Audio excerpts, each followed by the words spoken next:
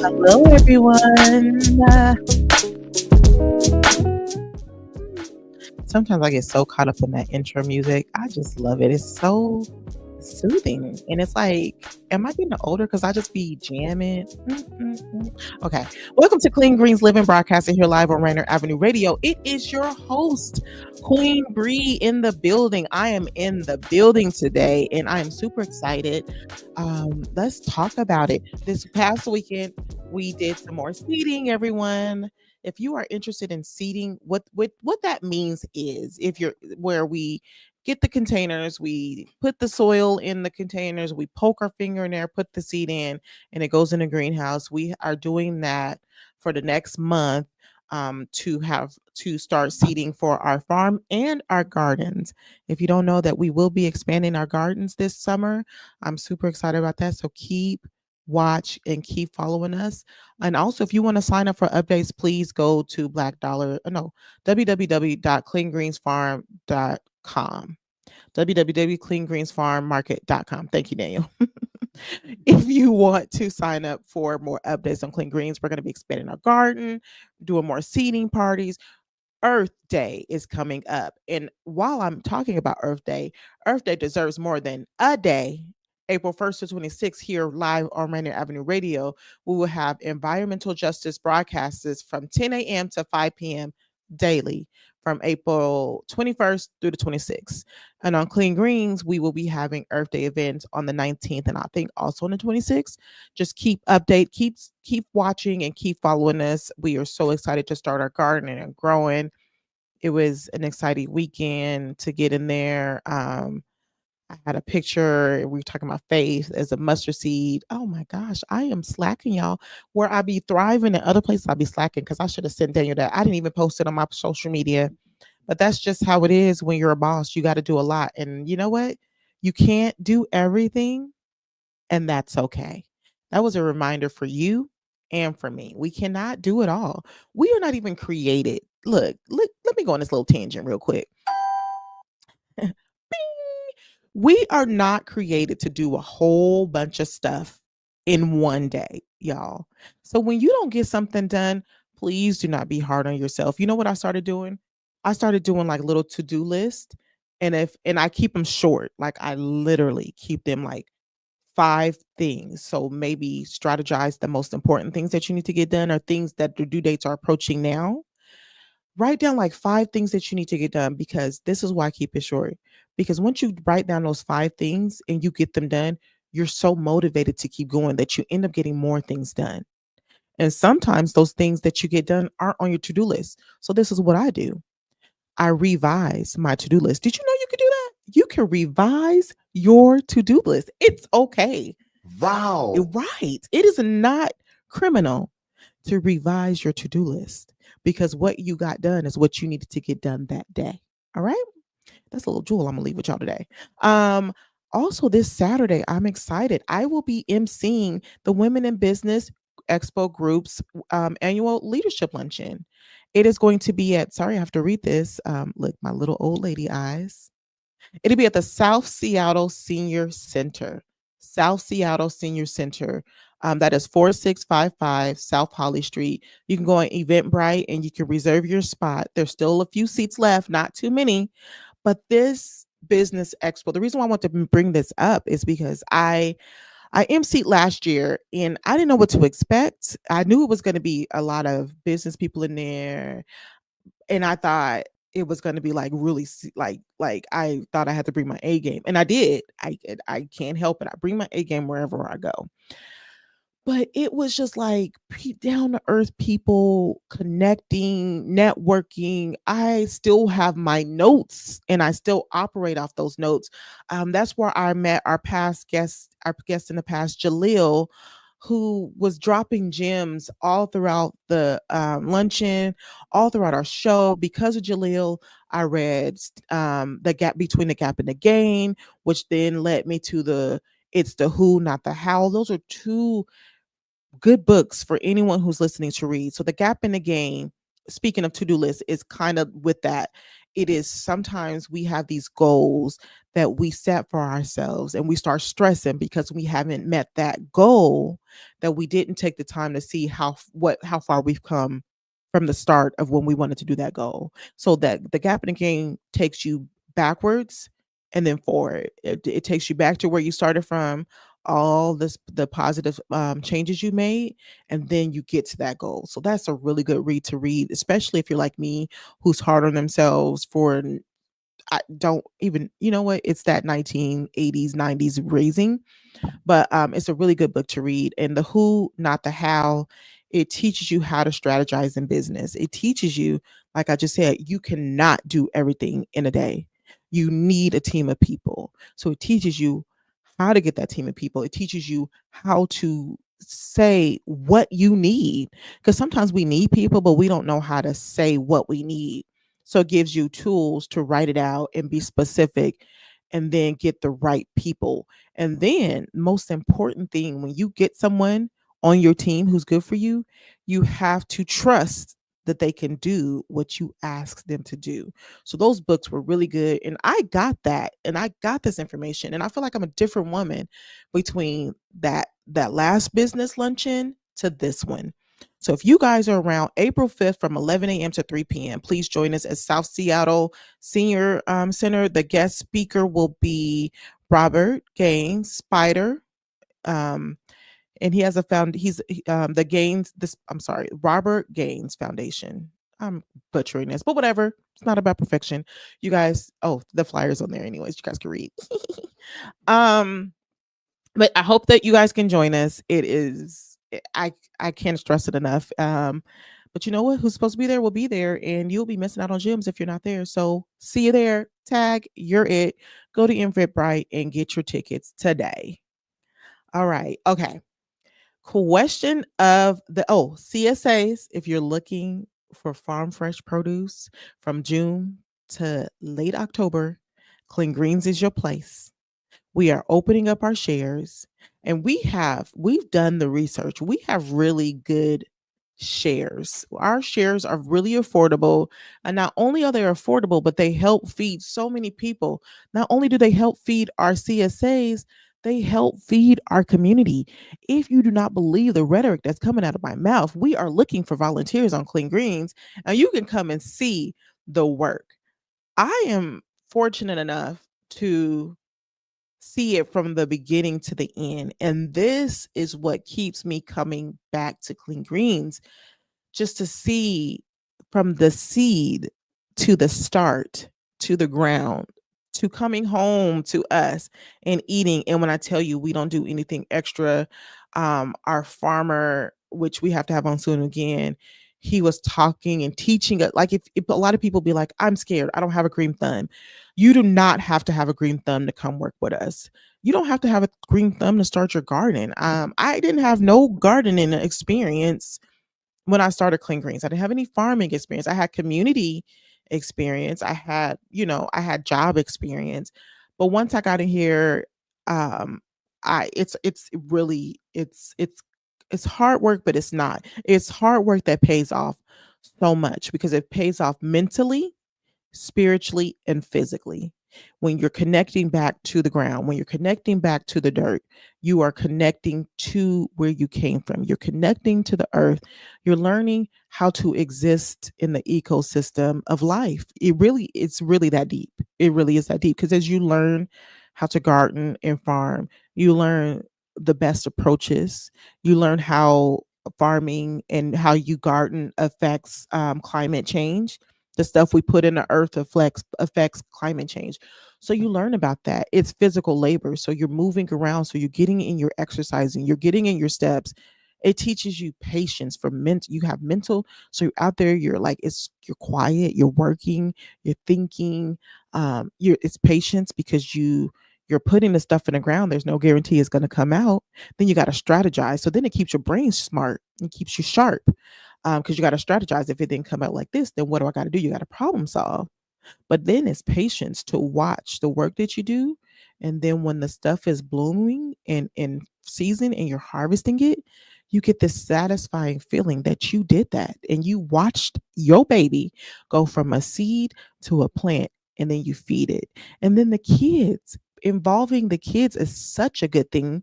The kids be so excited about growing the food, working on the farm, I've shared this story plenty of times, but I'll say it again. One of the kids, I was, saying a speech like, I know you're just here for the money, and can you at least pretend to do this? And then one of the kids was like, I'm not here for the money. I'm here because I'm having a good time. And that made my heart warm. If I was a crier, I probably would have cried. But I know, but I can't cry. My mom was not. She was not gonna let me, her little girl, cry. I'm a strong Black woman. Okay.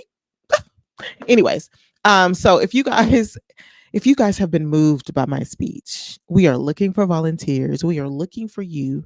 Yes, you to come out on this farm. Yes, you can email me at blackdollarcleangreens@gmail.com, or we can be reached at Clean Greens farmmarket.com. It has information on who we are, what we do. You can sign up for a CSA. You can let us know. You can give feedback on how we can improve, where we can go, who needs bags, who needs free produce. We are in schools. You guys connect with us and let us know. All right. Did I say question? No, I didn't say question of the day. Question of the day. I have this question, and it has been really important for me over last week about communication.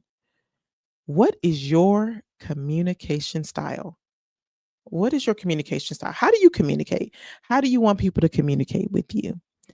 As we connect on our communication style, I feel like I am a verbal communicator. Like if something's bothering me, I got to talk about it. But not everybody's like that. And then how do you talk to your people about the different styles of communication? Because everybody's like communication is key. But as we've getting older and are growing, we're like, no, comprehension is the key. And when you're comprehending what people are saying, you have to, it's like this whole thing that you have to go through when you're talking. So like when we communicate, like right now, I'm communicating with you all. I'm talking, you're listening. Communication takes active talking and active listening. A lot of things people don't understand is, and me too, like while I'm speaking to y'all, I'm speaking to myself, and I got to remind myself. And what sparked this conversation of communication in me is over the past few weeks, I have been thinking about my communication style. Like I feel like I'm saying things very clearly, but it doesn't seem like it's coming across as clearly. It's coming across as a baddie. And I don't mean to come across that way, y'all. I really don't. So if you're listening and I have ever had a conversation with you, I don't mean to come across this way. And if you feel like for me, I'm coming across a certain way, then stop me mid sentence and like, Bree, you're coming across a little harsh. And I don't know if you mean to come across harsh, because I become like little mama bear. Like I know we try to talk about, not talk about signs. I don't judge people based off of their astrological signs, but there are some factors and truth to those astrological signs that we just got to be honest with. But I am like a lioness to the core.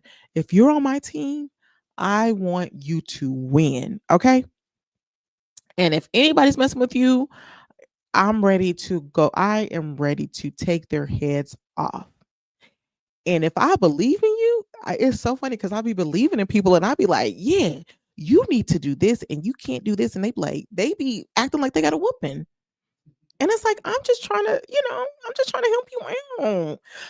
But I have to realize, I had to realize that communication is more than just saying your words. It's your tone, it's your facial expressions, it's everything. And it's also, who are you speaking to when you're communicating? How are they taking it? Like, I could be a mama bear with some of my friends, but I have to learn. The sensitivity thing was taken out of me when I was a child. And I have to learn to be sensitive to people's needs and be empathetic.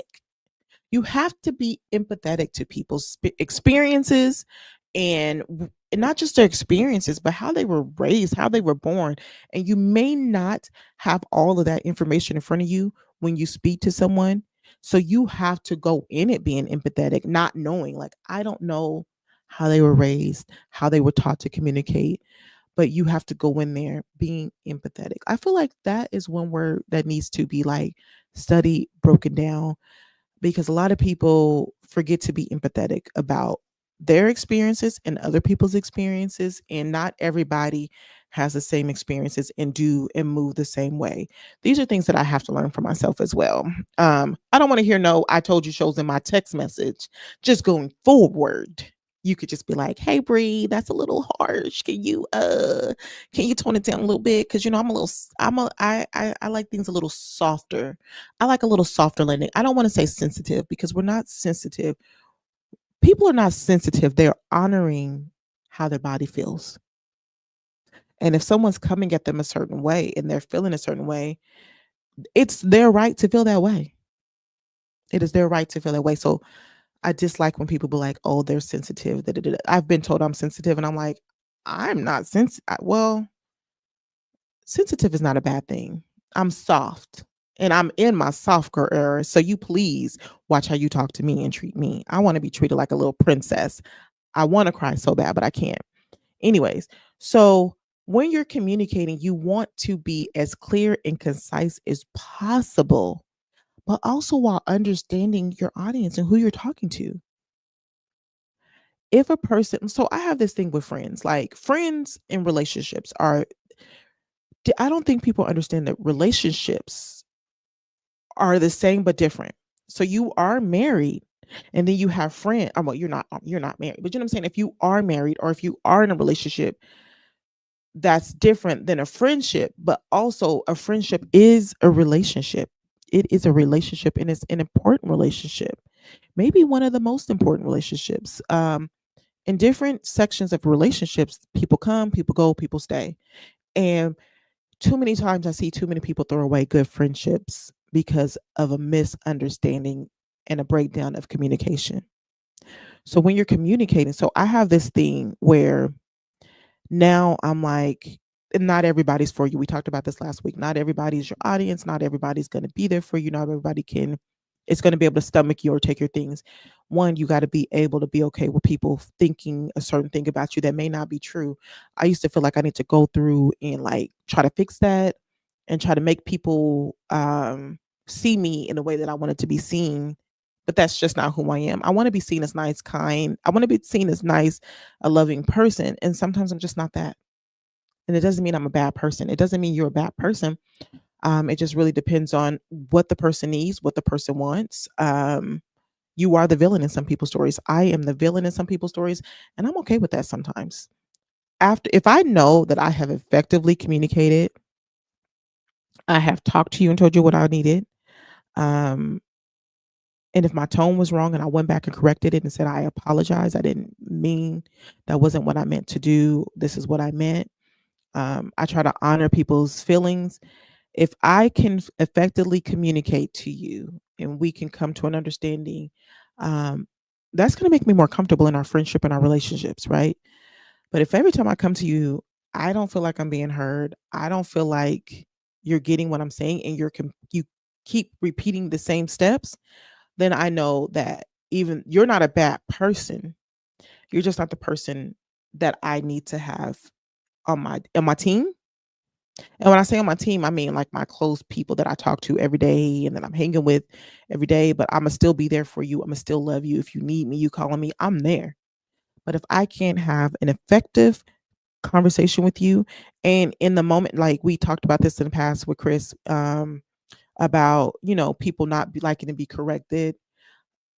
I like to be corrected, but also it depends on your tone and how you talking and what you saying. I do, even if your tone is off, I still try to like self-reflect on, like, is some of that true? But in that moment, depending on your tone, is depending on how I'm gonna respond, right? But it's like what was I talking about? Look at me. And I ain't even high, Lord. Um Huh? devil, I rebuke you right now here in the name of Jesus, because I literally forgot what I was saying in mid thought. Uh Communication about who was we talking about? Jesus. Oops. Oops. Right. And this is me going off. I need to start writing notes. I'm getting up. You know what? It's that perimenopause. Like, nobody talks about this. We gotta have somebody on here to talk about perimenopause, because it is real, live, in effects. And can't even believe I just said that. But you know what? That's women's issues. Look up perimenopause and you'll know what it is. I am in my 40s. It happens to women. It's premenopause, and it's where you forget things. You just forget things. People be like, Brian, you really forgot that? I God is my witness. I really did. Anyways, communication. When people are on my team, I have to be able to communicate with you. Being corrected. You have to be able to communicate with me. I personally be thinking that I'm holding that space for my family and friends to correct me and speak to me. And some people don't feel that way. And so, if you can't speak up for yourself, nobody likes conflict. I don't like conflict. People think I like conflict. I don't like conflict, but I don't like confusion with people that I love and care about more than I don't like conflict. And so I want to make sure that we effectively communicate it. I want to make sure you got what you said across, I got what I said across. And we may not agree, and we may not ever agree, but the most important part of that to come out of the conversation is the respect and love that you have for the person you're talking to. Even if they're just some human being that you're talking in business and in community, you have to have basic respect and be empathetic of people's experience. You just have to. It's human decency to have those basic things, because we all deserve to be respected. We all deserve to be heard. We deserve to be loved. And so I just really wanted to talk about communication and making sure that when you're communicating with people you love, or you're communicating in community about things that are important in community, it can really get like really hostile. This is why we have so many, that's why we're so divided in our community, because no one wants to take the time to like really, they'll be like, oh, you're not listening to me, you're not for me, so let me go do this.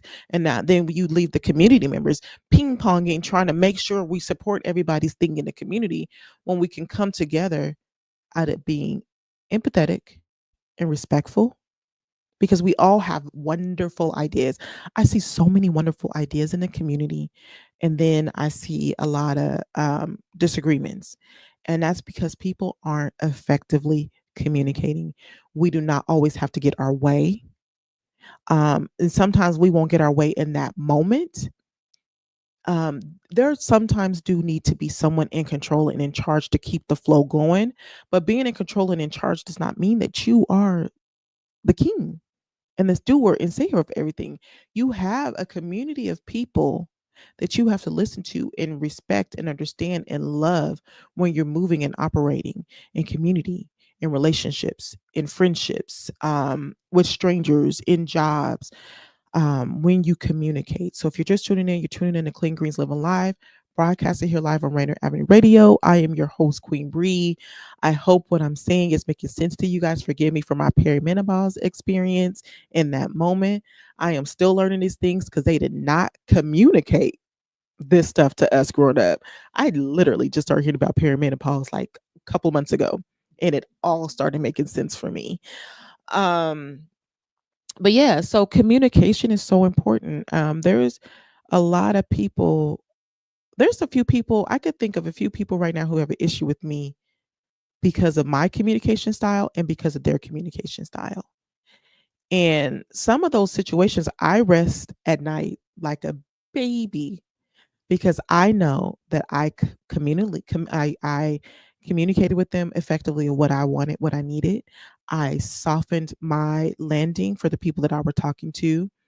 I was very clear. And sometimes you can't soften your land, especially when you're communicating with someone who's being ridiculous. You can't soften the land, but you can be firm. You don't have to cuss them out. Like, you never reach that person's level. You don't reach that person's level. Everybody be like, I match energy. I don't. because their energy it's exhausting. I don't know how people be mad all the daggone time. I be mad and then I just go meditate and say a prayer and read a scripture and bring myself back, because this stuff stays in your body and it stays in your heart and your mind and it affects your decision. So you want to make sure that you're communicating effectively.